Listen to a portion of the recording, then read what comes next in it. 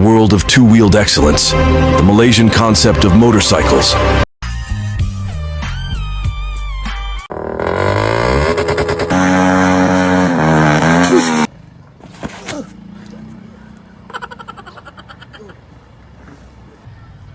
Oh, grabe. Grabe, pre.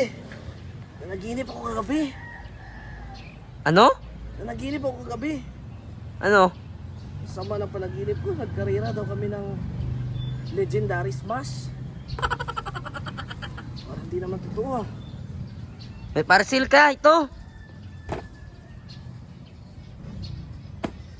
Tara, kapit na natin to. Uy, anong ginagawa mo?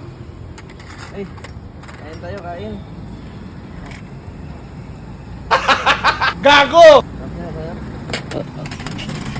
Uy, ito panulak.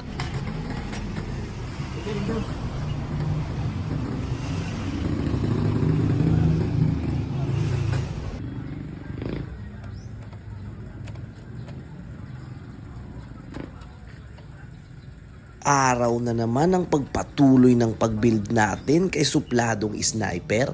Papalitan nga natin itong headlight niya na kumikinang na pula na parang mata. Kaya baklasin na muna natin ang mga tornilyo para tayo ay makaumpisa ng makalargo. Kasi i-break in pa natin to. Dos pa rin kasi ang kanyang odo. Kukunin na rin natin pati ang digital niya. Kasi papalit din tayo ng brake master at clutch lever. Kailangan na din nating mag-double time para ma-break in na at maikabit ang ECU para sa upcoming show. Sayang tong stock na brake master, hindi pa nagamit, itatago na agad. At eto yung transformer na ikakabit at saka clutch lever na koken ang aking pamares. Ganito ang headlight na ating ikakabit. Bibigyan natin ng mata at buhay itong si supladong sniper. Napakasuplado niyan. Kinabit na din namin ito sa cover. Ayun, okay at gumagana naman siya. Masilaw. Recommended ko din ito pang daily. Tsaka pang forma na rin. Titirahin na rin natin pati mga stock bolts niya. Papalitan natin yan ng titanium GR5. Hindi na ako bumili ng GR5 dito. Kasi ito na yung pamana ni Helmax kay supladong sniper. Ito ang literal na kakagaling lang ng kasa at dediretso agad sa motor show. Matapos ko nga makabit ang mga bolts, kailangan naman natin ikabit ang chain at sprocket para makatakbo na si supladong sniper. Break in natin sa malapit, yung paikot-ikot lang. Ito lang pala ang nakita namin kadena. So ito na muna ang ikakabit natin sa kanya. Baka matagalan pa kasi pag tayo ay umorder. Kinailangan natin ng dalawang set ng sprocket dahil plus 3 ang kanyang swing arm. Wala naman sigurong minus point sa show pag ordinaryo ang kadena, di ba? Sunod nating pinalitan ay itong front shock.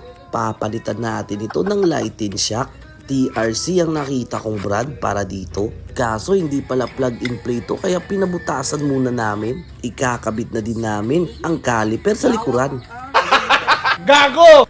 Ito at ready na sa salpakan.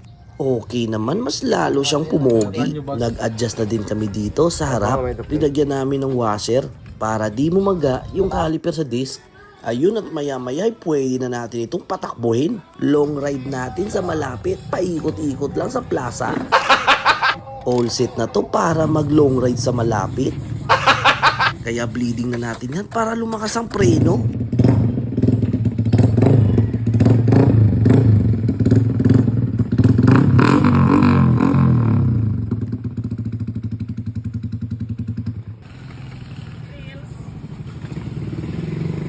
In the world of two-wheeled excellence, the Malaysian concept of motorcycles has emerged as a global phenomenon, captivating riders across the world with its unique style.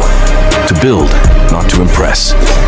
At the heart of this concept lies a profound dedication in building, excellence, and practicality, embodied by iconic models like the multitude of other remarkable motorcycles.